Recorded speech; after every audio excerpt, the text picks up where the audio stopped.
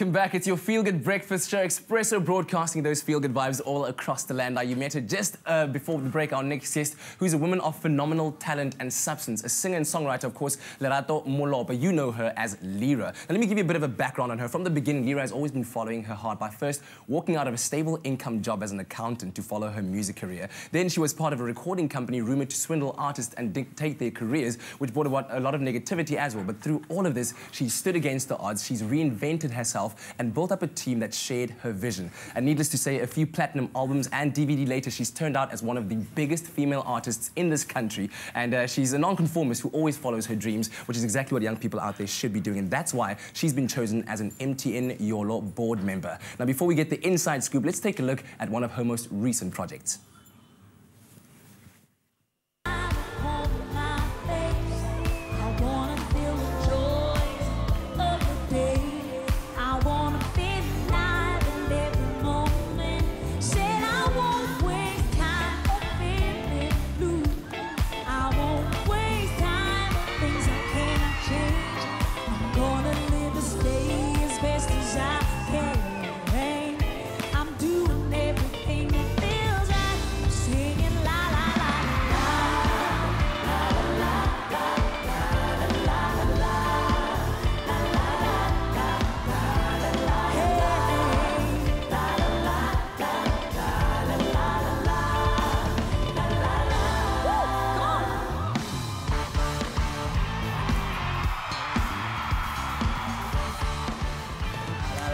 La, la, la, la, la, la. How can you not feel good when you hear a song like that? Feel Good by Lira, and she's here with us. I was saying to her right now, Lira, how on earth do you do it? You always manage to just look ridiculously fabulous. Oh, thank you. I've got a wonderful team that works with me. Yeah. I mean, I do my bit too. But it's taken a lot of hard work to get to where you are right now, right? It has. A lot of consistent work, but also a vision. You know, you've got to sort of have a direction as to where you want to take your career. Yeah. So I've had a very, very clear vision for myself, and the people that work with me understand that, and they've helped me really bring it to life. Yeah. And now what we're looking at here, of course, is your recent project, the Captured Tour, which you've just said to us has gone gold. Congratulations. Thank you so much. I was asking now how many cameras you had working that stage, because there's so many different angles, shots everywhere. Tell me about what it took to put this production together. We had 13 Red cameras and 1 Epic. And then we had 10 cameras just capturing the crowd alone. It was a 14-month project, and we were a traveling crew of 40 throughout the country, and when we shot the main show, there were 100 people working on the job. I think we hired every cameraman in South Africa. Oh my goodness, wow. It was intense, but it was wonderful. I mean, it's just fulfilling work, and it's just, I think, just capturing one's journey in such an amazing way for me. Yeah, I'm pretty proud. That is so amazing. Well, of course, we see, you know, the beautiful pictures and what happens on stage, which is great. But I mean, give us a bit of a taste behind the scenes. Was there something embarrassing that happened behind the scene? Oh, there are plenty of things. It's chaos behind the scenes. Do tell. It's absolute chaos. For one thing, it's chaos behind your scene right now. Look at that. I know. I'm just like, really? Bob and Bella. Oh. Could you know, we're on camera. Do you mind? Is this how they always treat their guests?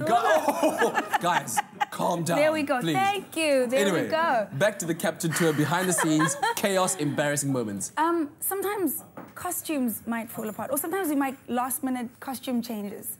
I remember one time with the dancers, I mean, it was just chaotic. We had to have stuff sewn on while we had it on, and some of my chains were falling off. It was quite funny. Oh my goodness. But I mean, it's fun. It's fun. I think once you get on that stage, you forget any problems you might have with your costumes.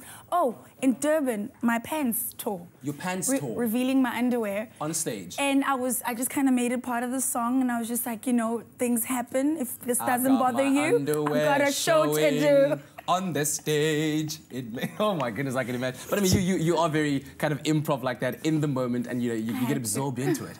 But please break the news to us right now, because I don't want to break the news. You just told me you have been nominated for a very big award, if I can say that. Well, it's just an honor, really. It's not an award, but I was included in the top 100 African women by Arise magazine, which is a New York-based magazine.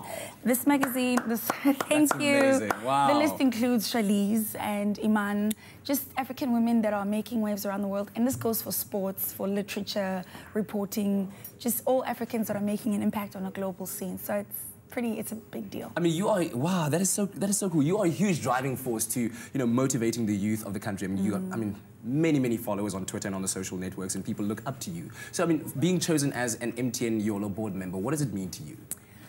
You know, it's very aligned with my values, as is. I'm about creating a legacy, and it's really about living positively and living to be remembered. And I think at this stage in our country, there's a great opportunity to do that. If we don't like how things are, we have an opportunity to change it. Yes. We are responsible for what happens to our future, or the future of our country, or how the world sees South Africa. So it's really just about thinking about that, just living impactfully and just living to be remembered. Yeah. So that is already my motto. That's something that I'm already doing. And I just feel I've been given an opportunity to align to a campaign that amplifies that message. Wow. And we've been showing pictures of your Change Forever project that you're involved in. Tell me all about that. It's exactly the same thing. You know, I feel like our generation needs to have a cause, and our cause is being all we can be. Yeah. So it's about creating a long-lasting change. The question is, if you could change one thing forever, what would it be?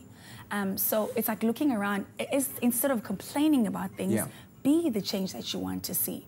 You know, my motto is do what you can with what you have where you are right now.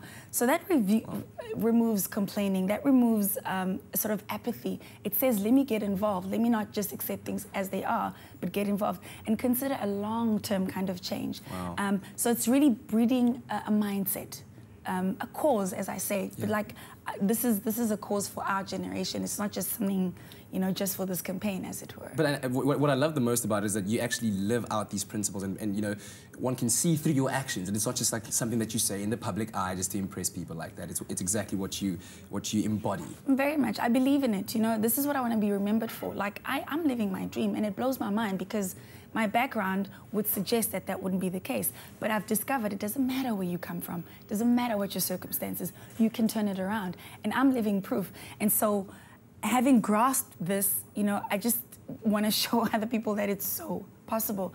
It really starts, you know, you need to change your attitude about it first. Let's talk about success in the music industry. It's a very difficult one, especially in South Africa. Cutthroat, there's only a limited pie to eat out of, and it's been cut up into very small pieces. How do you make it as an artist in South Africa? What is the core foundation of that?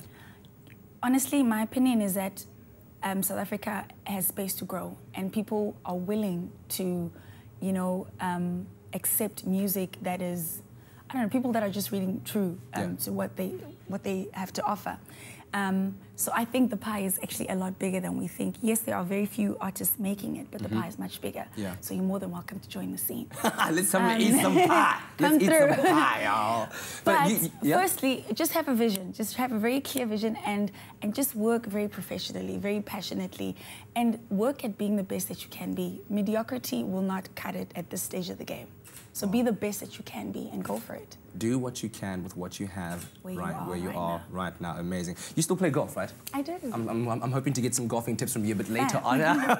And also, we're going to find out, did you know that you have something in common with Riyad Musa? Do you know that? No, what do we? If you want to know what that is, stick around, stick around. Ewan, can you even guess what that is?